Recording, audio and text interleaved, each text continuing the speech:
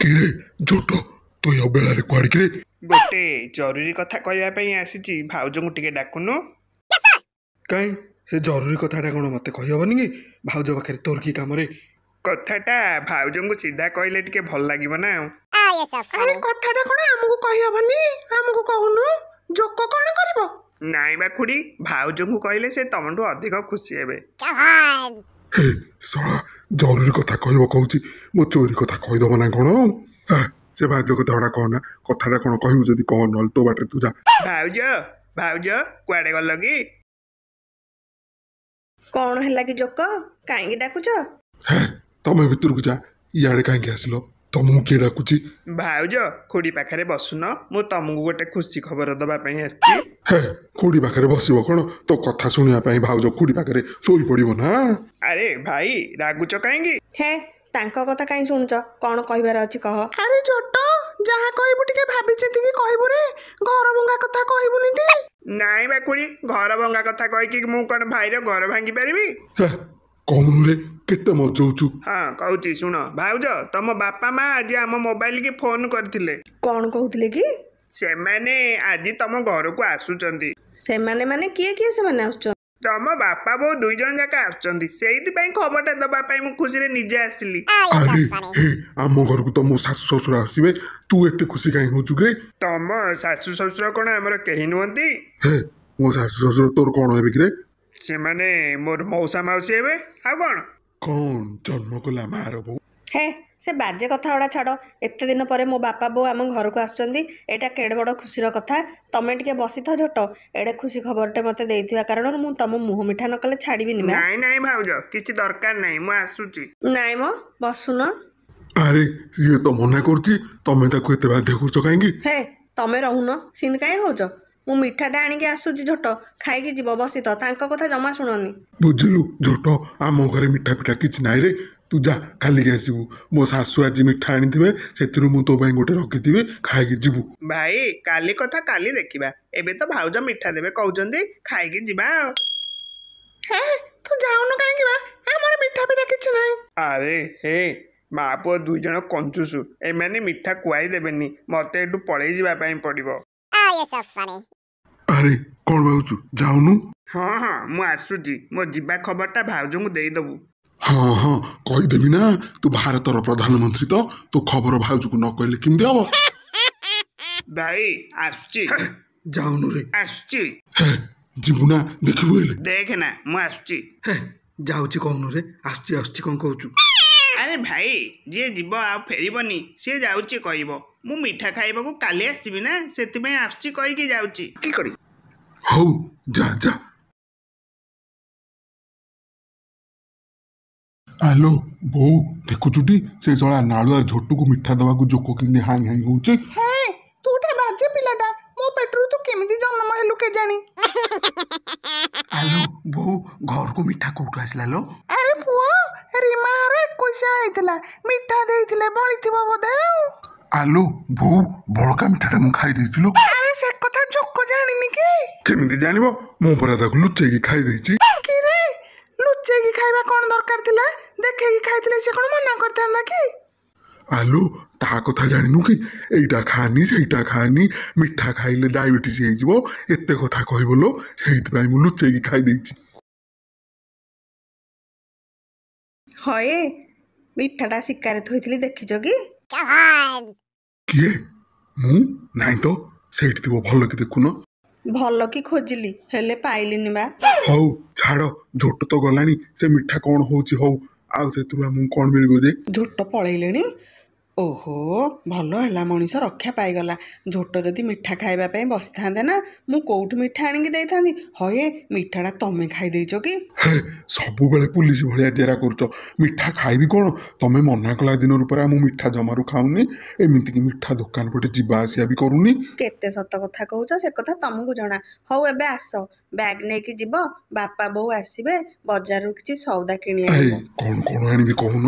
ରହିଥ, ମୁଁ ବ୍ୟାଗଟା ଧରିକି ଆସୁଛି, କଣ କଣ ସଉଦା ଆଣିବ କହିଦେବି। କି ବାପା ବୋଉ ଆସିବେ କେଜାଣି, ଆଜି ଖର୍ଚାନ୍ତରେ ପଡିବ ମଣିଷ, ଆଉ ମଲା ମଣିଷ।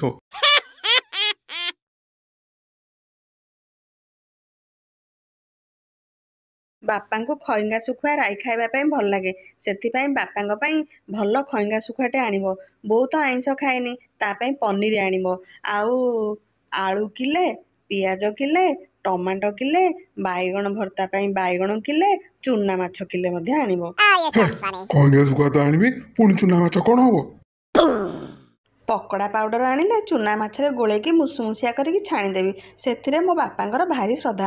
ତମେ କ'ଣ ଏକଥା ଜାଣିନ କି? ହେ ମୁଁ କେମିତି ଜାଣିଲି? ଆଉ କହୁନ ବଜାରଟାକୁ ଉଠେଇ ଆଣିବି, ତମ ବାପାଙ୍କର ଯାହା ଯାହା ଶ୍ରଦ୍ଧା ସବୁ ଖାଇଯିବେ। ହେ ଶୁଣ ମ, କେତେ ଜକ କରୁଛ।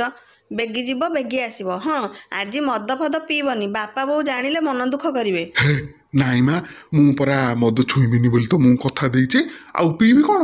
ହଉ ଏବେ ଯାଅ, ଡେରି ହଉଛି। ଆରେ ସବୁ ତ କହିଲ, ଟଙ୍କା କିଏ ଦବ? କାଇଁ ତମ ପାଖରେ ଟଙ୍କା ନାହିଁ କି? ନାଇଁ ବା, ମୋ ପାଖରେ ଥିଲେ ମୁଁ ତମକୁ କାହିଁ ମାଗିଥାନ୍ତି? କାଇଁ ନିଜ ଭଉଣୀ ଶାଶୁ ଘରୁ ଆସିଲେ ତ କେତେ କ'ଣ କିଣି ଆଣୁଛ, ଆଉ ଆମ ଘରୁ କିଏ ଆସିଲେ ମତେ କ'ଣ ଟଙ୍କା ମାଗୁଛ? ଆରେ ସେମିତି ନାହିଁ, ଏବେ ମୋ ପାଖରେ ନାହିଁ ତ ତମକୁ ମାଗୁଛି। କେତେ କଥା କହୁଛ ଯେ? ମୁଁ ତମ ଗୁଣ ଜାଣିଛି ବୋଲି ତ ସେ ବ୍ୟାଗ୍ ଭିତରେ ଆଗରୁ 1000 ଟଙ୍କା ରଖିଦେଇଛି। ନେଇକି ଯାଅ, ଶୀଘ୍ର ଆସିବ। ମଦ ଜମା ପିଇବନି କି ସଉଦା କିଛି ଭୁଲିବନି। ହେ କେତେ କହୁଛ ବା, ସେଇ କଥା ରିଲ୍ ଘୁରିଲା ଭଳି ଘୁରଉଛ।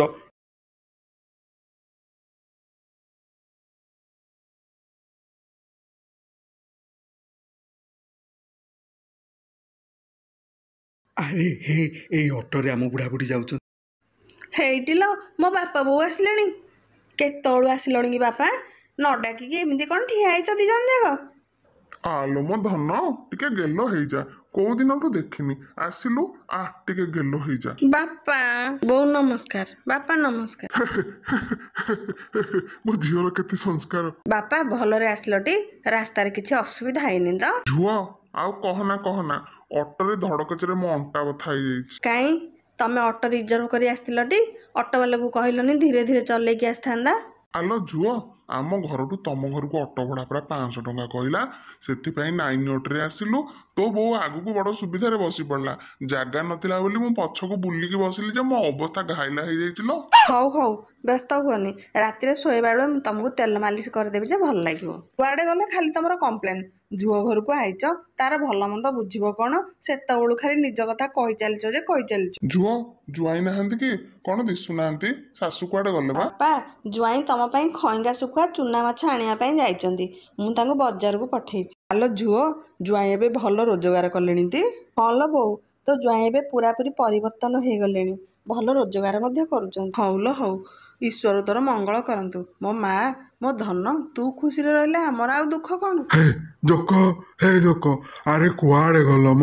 ବୋପା ଆସିବ ଖଇଙ୍ଗା ଶୁଖୁଆ ଚୁନା ମାଛ ଆଣିବ କହିକି ବଜାରକୁ ପଠେଇଲା ଶଳା, ହେଲେ ଗଲାବେଳେ ପଇସା ଦେଇନି କି ବ୍ୟାଗ ଦେଇନି। ହେ ସିଧାରେ ଠିଆ ହଉନ କାହିଁକି ବା? କାହିଁ ମୁଁ କ'ଣ ବଙ୍କା ହେଇଯାଇଛି କି? ସେମିତି କାହିଁ ମଜା କରୁଛ ବା? ସଉଦା କୋଉଠି ରଖିଛ ଦେଲ? ମୁଁ ବେଗି ରୋଷେଇ କଲେ ମୋ ବାପା ବୋଉ କେତେବେଳୁ ଆସିଲେଣି, ତାଙ୍କୁ ଭୋକ ହବଣି ଖାଇବେ। ଆରେ କାଇଁ କୋଉଠି ତମ ବାବା ବୋଉ? ଆଲୋ ଝୁଅ, ଆମେ ପ୍ରାୟ ଏଇଠି ବସିଛୁ, ଜୋଇଁ ଆମକୁ ଦେଖି ପାରୁନାହାନ୍ତି। କ'ଣ ତାଙ୍କ ଆଖି ଖରାପ ହେଇଯାଇଛି ନା କ'ଣ? ତମେ କିଏ? ଝୁଅ, ଜୋଇଁ କ'ଣ ଆମକୁ ଚିହ୍ନି ପାରୁନାହାନ୍ତି?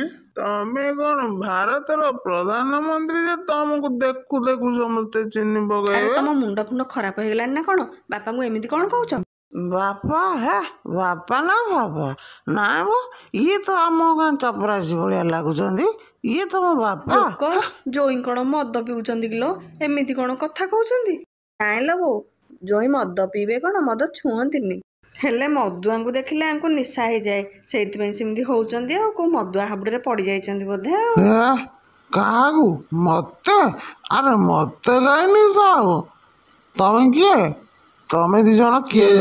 ଆଲୋ ଆଲୋ, ଆମକୁ କ'ଣ ଇଏ ଚିହ୍ନି ପାରୁନାହାନ୍ତି? ଚିହ୍ନି ପାରୁନାହାନ୍ତି ମାନେ? ଆଲୋ ଝିଅ, ଆଉ ବେଜିତି ହେଇପାରିବୁନୁ, ଆମେ ଏବେ ଆସୁଛୁ। ଏରେ ଯାଉନ, କିଏ ତମକୁ ରହିବାକୁ କହୁଛି? ତମେ ଏଠୁ ଗଲ, ସଉଦା କୋଉଠି ରଖିଛ ଆଣିକି ଆସିବ। ମୁଁ କାହିଁ ଯିବି? ଏ ବୁଢ଼ା ଯିବ, ଏ ମାଉସୀ ଯିବ, ତୁ ଯିବୁ?